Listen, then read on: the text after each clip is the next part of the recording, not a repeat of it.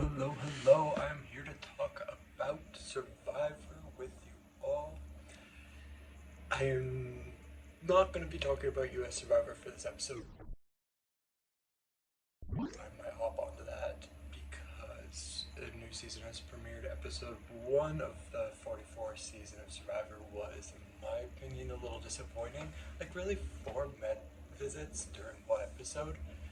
You're joking. Like, that's something wrong with production and just like the safety mechanics, as well as like what boring content. Literally, the star player of the show was the doctor. Okay, beyond that, we're here to talk about Australian Survivor, episode 16, which I've been loving so far. If you haven't checked it out, you should be checking it out. It is one of the best seasons of Survivor in a very long time, and you'll learn a thing or two. Because seriously, it is some of the best strategy that is out there. I have not seen a US season of Survivor this good in a long time, and some of the seasons that I would compare to it are earlier Australian seasons potentially, with like David Gannett and, Luke. Yeah. So, maybe that's just storytelling wise, and editing on AU's part, but it's really good. Survivor US has just felt so dry to me. So let's get into this episode 16. Previously, Flick is the first member of the jury, so the little minority within Sean and his tribe of little heroes that are dwindling quickly, the loyal heroes, being so sad for themselves. They're in trouble. They're in big trouble. Sean knows that he has an idol, and he's like, I gotta use this. I gotta do my big move of the game. My big move. And the way that they're building up this episode was interesting because, okay, well, so first, yada yada yada, George is like, I really want chicken. It cuts to chicken reward instantly. George is like, I want chicken. He gets the chicken, which I think maybe should have been a good sign. George will get his way if his mind's to the point. But the rest of the episode, I felt really worried for George because I felt like from just Elliot, specifically Haley, but I'm like, they're undercutting George. And I'm like, is George going to go out at the end of this episode? I'm like, I don't think he will because usually George comes through. And I'm like, it has to cut to George's section at the end where his mind and train of thought comes through. But I was feeling worried for sure. I'm like, this isn't great signs. So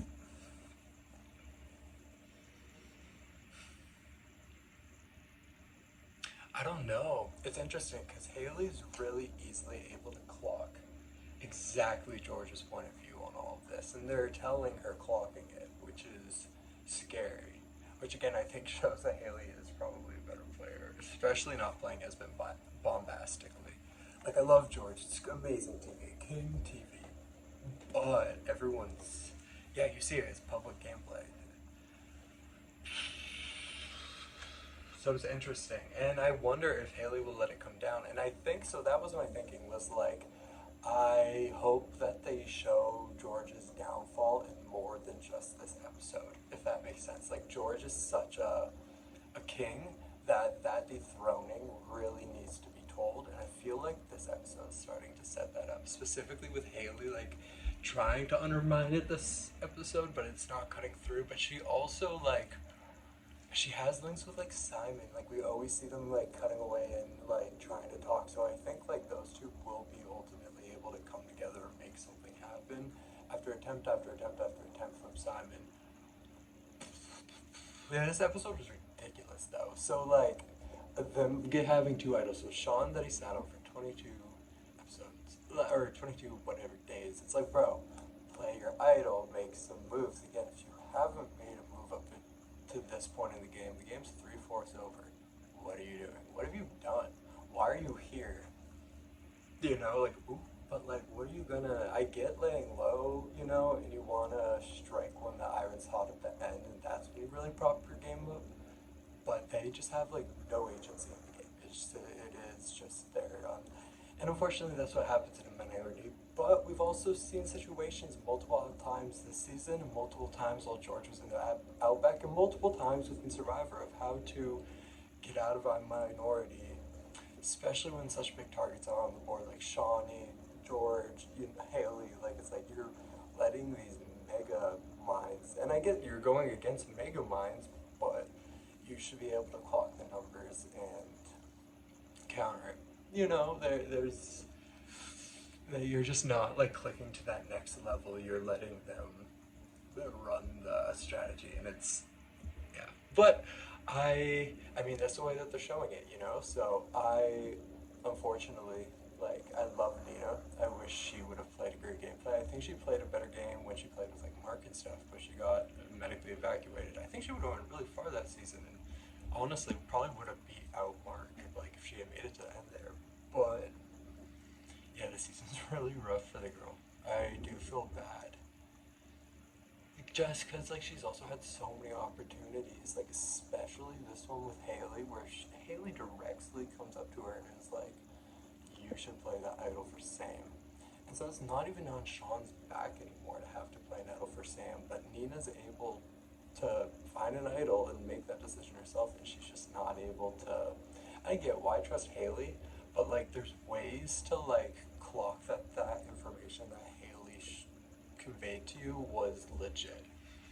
There's so many things too. The eyes stares that she gave it tribal to, like just like figuring out the information what Simon was told and asking Haley to explain that George is thinking and giving Simon the false impression that it was Nina and Sean that they're splitting the numbers up. Like you could have figured out like, oh no, she's really like that is the plan.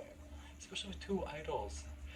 I get like you two want to prolong yourselves in the game, but you would have anyways without playing those idols, and now you're just down another number, and without two idols. Bad gameplay. Love you too, Sean. You're a beast of a human being. I think that you could compete on many things. I think I would love to see Sean on the Challenge Australia. Yeah, he would be insane. A hall brawl with Sean would go ridiculous. And so that's part of the things that I hope to cover within these podcasts. So, like, I love the nullified take, you know, and Peridium to take it back to old early school Survivor, and yeah, there's so many now and so many great podcasters. And I don't mean to like take up a space or, you know, like I get this niche has a lot of thoughts on it, but I also just want to chat about it, and you know, I hope that people can understand where I'm coming from, and you know, want to share your opinions, and I want to engage with this community because it's something that I could talk about for hours, honestly. And again, for many different TV shows, so usually reality TV shows, but one that's not a reality TV show, but kind of is Alice in Borderland. Y'all should peep that. It's on Netflix. If you like Squid Games, it's 1,000 times better. I would highly recommend. But I don't know. I guess what's coming up, the Challenge World Championships is kind of exciting. I mean, like there's some homies on there, and some people don't like. Go like Danny and like Kiki, I guess. Honestly, the challenge is kind of a dry though too. It's just so many of like the same things, especially when you're watching like all these different world ones compete. But I guess it's the same with Survivor. It's just the same format across different ones. But they do feel different at times. Like the Australian Survivor is longer. Does anyone know when a new season of Survivor New Zealand, or not New Zealand, South Africa is coming out? I always like Survivor South Africa. It's good. Yeah, I have a lot of thoughts. Let me know what type of videos you guys want to hear and talk about. I'll, again, maybe make one for Survivor, but again, that premiere for 41 sucked, so I don't really have much to say on it at the moment. You know, Carolyn's cool, I guess, you know, Crazy Bitch, she's not the eyes, but she seems funny. I don't know, it's nothing to do with the people. Like, the people are great, you know, and I love hearing the contestants come on to other podcasts. Like, she was the most voted out of her season when Gabler should have been voted out. She was just on with Rob as a podcast. Not Marianne, but, she has, like, the beautiful cool hair. But, it's like, see, that's a bad example, but, no. Just exposed myself. She was first out. Come on, how Mariah. Ding, ding, ding, ding, ding. There we go. Okay, like I don't even know why I'm talking about that. There was just a recent example of something I was listening to. Maybe I should just talk about some of my takes on the season so far, since I don't have like comments and stuff to really like bounce off of for Australian Survivor. Holy shit, again, this season has been fucking epic. I don't have notes in front of me on like all the high points that I really want to hit, but just like off the dome, George, what a king with just the masterful gameplay. He doesn't miss. He hasn't missed. People have taken shots after shots after shots after shots, and George is just matrixing them all. Nothing they do, nothing they can do. George is just out continuously. Their strategy is here, solid, it's solidified. Everyone thinks it's all. George just raises it to that next bar, elevates it, goes beyond, makes those deals, makes those political handshakes and strategic moves to convince these people the deal that I'm giving you right here is the one that you should be taking, and he has yet to show that that hasn't worked. He's made it to the end on his first season doing that, and he's about to do it again. He just dodged another bullet, another one where one of his like almost number one, and Haley is even undermining him and giving the other side credible information to get his ass out, and he's still walking out alive. Again, though, that's worrisome because I think that might come to bite him if it's a two-part George downfall in the next episode, especially with them showing the Spice Girls fighting. But like, when also hasn't the Spice Girls fought? That's also a part of like pop girl groups, is they just like, you know, the gays. But they're so cute. I love them. I would get Shonnie and Liz tattooed on my back for sure. They're so cute. They're some of my favorite players. They're just like starkiness and just like on it. But yeah, there's seriously some great characters this season. Again, I would highly recommend. I don't mean to spoil it, but it's not done yet. Like, you should totally check it out. Not to say that the beginning half was boring, because there was a lot of villains and a lot of people that were first-time players that were voted out kind of sequentially, but it was still just like masterful gameplay that they weren't able to come together and recognize we need to get out like George. Although George getting injured, and then, you know, it was interesting though, like, but he knows how to like use each thing as a stepping stone to elevate, and once you give him that, like, he's just off to the races. But imagine how boring of a season it would have been if George was taken out. They've taken out so many of these times, but he's dodged the bullet every single time. That makes me want, I'm like, it's literally just so incredible. I don't think I've seen someone play like that bombastically, and again, just like not be able to get sniped out. Because usually that's US Survivor. You do one thing, it's like you're just done. And he's just walking through this game with a silly little goofy attitude and crew of Shonnie and Liz with him. Holy.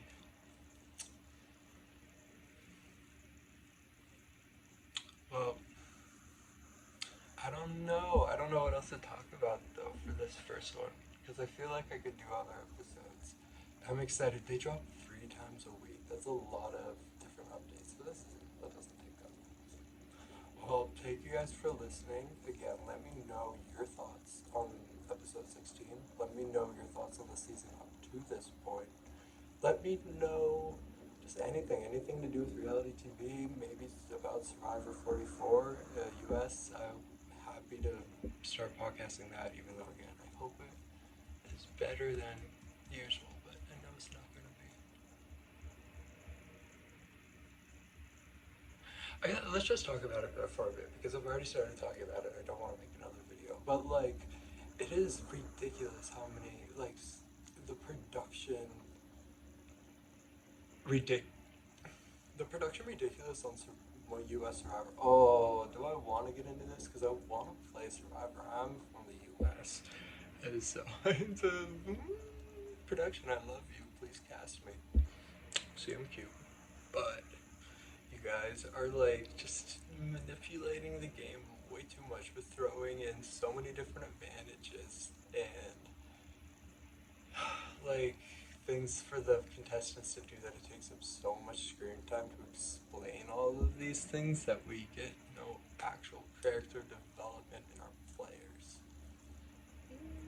Yeah, we don't get to see them use strategy because all their strategy is just based off of these whack advantages that production puts into the game, especially like on this first episode. Like, think about how many advantages were found, how many advantages were played, how many things were like in production tools, and it just took up so much time where I can't even name, except for again Carolyn, and maybe I can describe a few of them ish, but like, yo, like we learned nothing about these people, and I get it, it's all a newbie cast, but that's how you make your cast interesting to watch. Is you have to allow us to see them and not again just words describing like some crazy trivia advantage that no one understands or will remember these players have, because then they're just like they're used instantly like at this, and it's like yeah you got to show that because it explains this tribal, but like well, what did it do?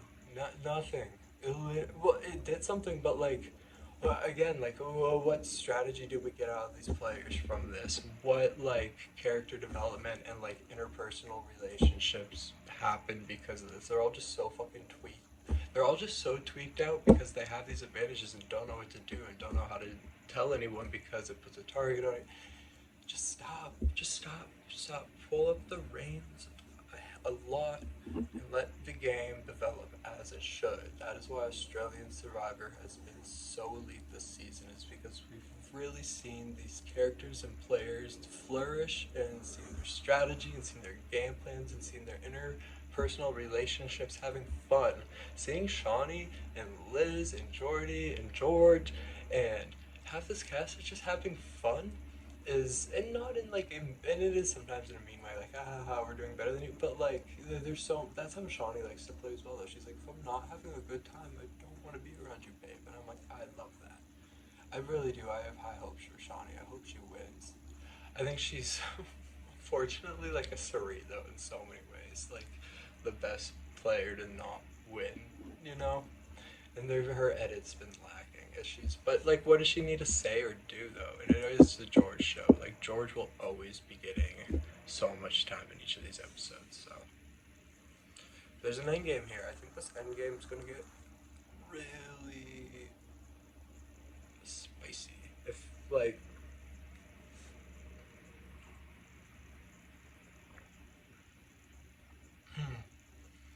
let's do that. Let's say predictions.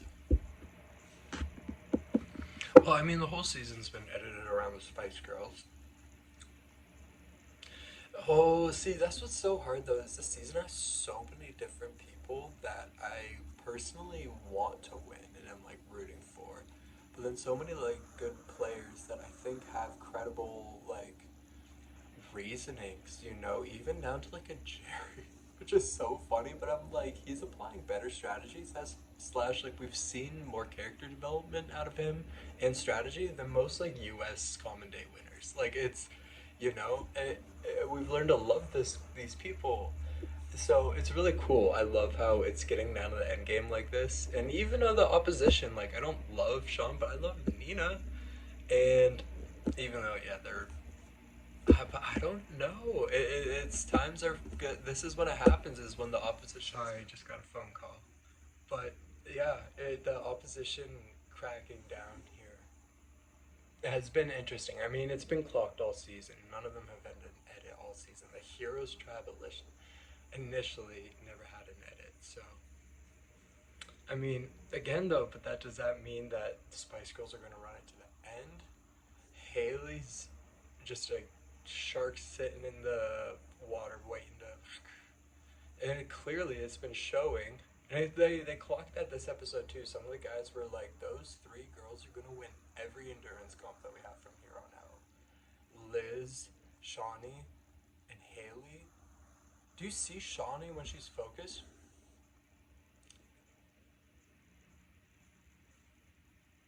Like not even breathing heavy, not even in pain. Just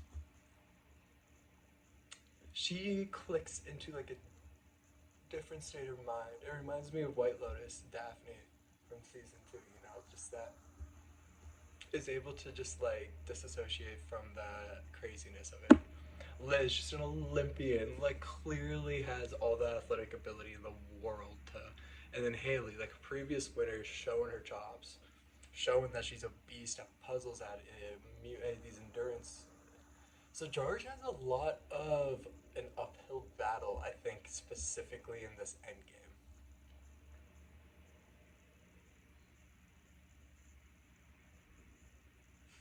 So my question is, will the boys let that happen? And will it fall into boys versus girls kind of dynamic? Because we do see how close like Jerry and George are, and Jerry and Matt. And kind of excluding Sean and Nina because they've just been so irrelevant. But they might pop up as like a number, to support one of the sides. But then I really do see Liz and Shonnie sticking together because why wouldn't they? But will one of them get, cut? They're so close. It'd be a lot easier, I think, to take a shot at one of them than it would be George. But when does George's plan not come through? So again, I think we have to look at the rest of the season through that point of view, which ultimately might be Liz going next episode. So that's my boot rank. Okay, let me think. Okay, so next off, I don't know. I think you need to end Sean. I think you need to end Nina. Oh, and Simon's in there too. Yo, Simon did such a bad job. Like Shawnee said, playing himself right into a minority. It's like, dog, what are you doing? Although I get it, he thought they were, but like they got intel from Haley on what to do, and I get you don't trust her, but you should have listened. It would have saved you. Should have listened to Sam as he was pleading there. Sean, please play an idol for me. That moment was so funny though, because I'm like, this is such a 50-50 shot in the game for who he plays his idol for and how it could potentially move his game forward. And again, not that I was thinking it won't go for George. It won't go right for George because it always has. But I'm like, he's really on that fifth. Like, this is the best odds he's really had in the game to have any agency, and he just. I'll buy you a backup beer if I'm wrong.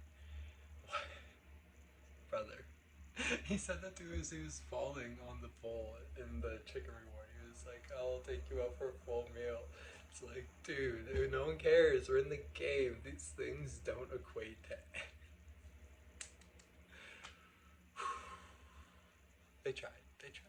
I think they're great people that were on the right, were able to hop on board at the right time. They would have been awesome. And unfortunately, they were like given opportunity. Kind of. I just, yeah, we don't get the full story. I think they're all really great people. Great casting. Again, one of the best seasons I've seen in a long time. It's just gotten me so re-inspired with Survivor and gameplay and watching it. How many episodes come out a week, especially for a Survivor fan. I'm so stoked to tune in each episode and listen to all the podcasters. Again, thank you guys for everything you do. And none of y'all hear this, but I love all of it. It is so fun. I can't. You guys have made it this far in the episode. Make sure to subscribe, like, comment. I said that. Okay. That's all. Have a good day, everyone. Episode 17 review should be out soon. So, peace out.